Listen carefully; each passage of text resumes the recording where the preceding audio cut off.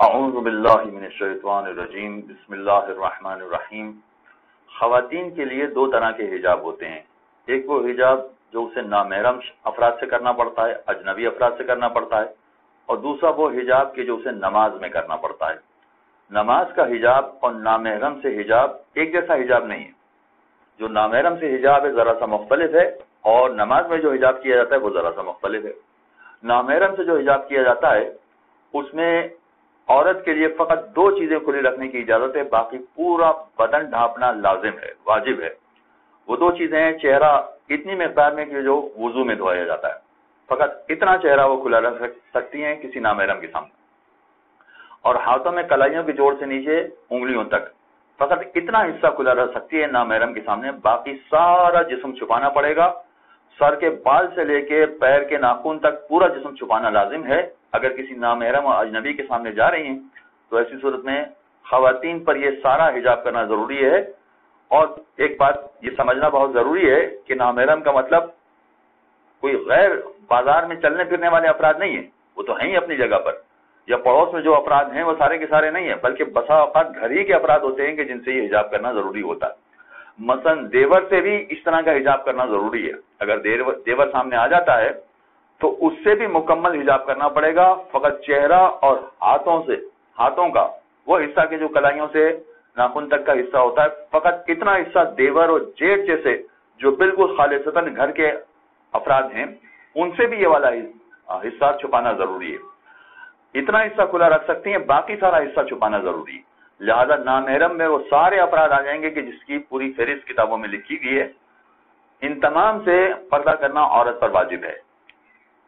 بظاہر بہت قریبی افراد ہیں یہ دیور اور جیٹھ جیسے افراد، یا اور بھی چچا کے بیٹے اور ماموں کے بیٹے، یہ بہت قریبی افراد ہیں، مگر ان سے بھی حجاب کرنا ضروری ہوتا ہے۔ یہ وہ حجاب ہے کہ جو نامحرم سے کرنا ہے۔ ایک دوسرا حجاب ہے کہ جو نماز میں کرنا ضروری ہے، اور اس کا نامحرم سے کوئی تعلق نہیں ہے۔ نماز میں حجاب کیا ہے؟ نماز میں تین چیزیں کھلا رکھنے کی اجازت ہے۔ ایک تو وہ جو پہلے بیان ہو چکی کہ ہاتھوں کو کلائیوں کے جوڑ سے لے کے ناخن تک کا حصہ نماز میں کھلا رکھ سکتی ہیں۔ چہرے کا وہ حصہ کہ جو وضو میں دھویا جاتا ہے، اتنا نماز میں کھلا رکھ سکتی ہیں۔ ایک تیسری چیز میں نماز میں کھلا رکھنے کی اجازت ہے، پیر کے ٹخنوں سے لے کے پیر کے ناخن تک کا جو حصہ ہے، اتنا حصہ بھی نماز میں کھلا رکھنے کی اجازت ہے۔ باقی سارا جسم چھپانا پڑے گا عورت کو نماز پڑھتے وقت۔ اس کا تعلق نامحرم سے نہیں ہے، یعنی اگر کوئی نامحرم دیکھنے والا نہ ہو تب بھی اتنا حصہ چھپانا ضروری ہے، ورنہ عورت کی نماز باطل ہو جائے گی۔ جو نماز پڑھ رہی ہوگی باقی ساری شرائط پوری ہیں، اس نے وضو صحیح طرح سے کیا ہے، وہ قرات صحیح طرح سے کر رہی ہے، وہ نماز صحیح طرح سے پڑھ رہی ہے، مگر اگر اس کا حجاب صحیح نہیں ہوا تو نماز باطل ہو جائے گی، یہ والی نماز دوبارہ پڑھنا پڑے گی۔ چنانچہ نماز میں تین چیزیں کھلی رکھنے کی اجازت ہے، باقی پورا جسم چھپانا ضروری ہے تاکہ اس کی نماز صحیح ہو جائے۔ چہرہ، ہاتھ اور پیروں میں ٹخنوں سے لے کر پیر کے ناخن تک کھلا رکھ سکتی ہے، باقی سارا جسم چھپانا پڑے گا۔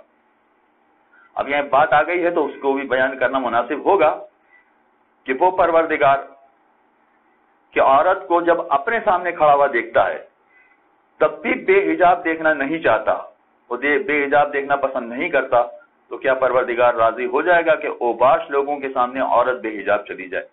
ذرا سوچنے کا مقام ہے۔ یہ دو باتیں میں نے جو آپ کے سامنے بیان کی ہیں، ایک نماز کا حجاب ہے، ایک نامحرم کا حجاب ہے۔ یہ دونوں حجاب اپنی اپنی جگہ مستقل طور پر عورت پر واجب ہیں۔ ہاں، اگر عورت کسی ایسے مقام پر نماز پڑھ رہی ہے کہ جہاں نامحرم بھی موجود ہیں، خانہ کعبہ میں نماز پڑھ رہی ہے، امام حسین کے حرم میں نماز پڑھ رہی ہے، جہاں بہت سارے نامحرم اور موجود ہوتے ہیں، تو پھر فقط دو چیزیں کھلا رکھنے کی اجازت ہوگی، باقی پورا جسم چھپانا پڑے گا۔ وہ دو چیزیں وہی ہیں جو نامحرم سے چھپانے میں احتیاط برتی جاتی ہے، یعنی فقط چہرہ کھلا رکھ سکتی ہے اور ہاتھ کلائیوں کے جوڑ سے لے کے ناخن تک کھلا رکھ سکتی ہے۔ نماز پڑھتے وقت بھی پیروں کو چھپانا پڑے گا اور پورا جسم تو چھپانا ہی پڑے گا۔ چنانچہ یہ دو الگ الگ قسم کے حجابات ہیں، ان پر دونوں پر توجہ دینا ضروری ہے، ورنہ انسان گناہ میں مبتلا ہو جائے گا۔ وصلی اللہ علی محمد و آلہ الطاہرین۔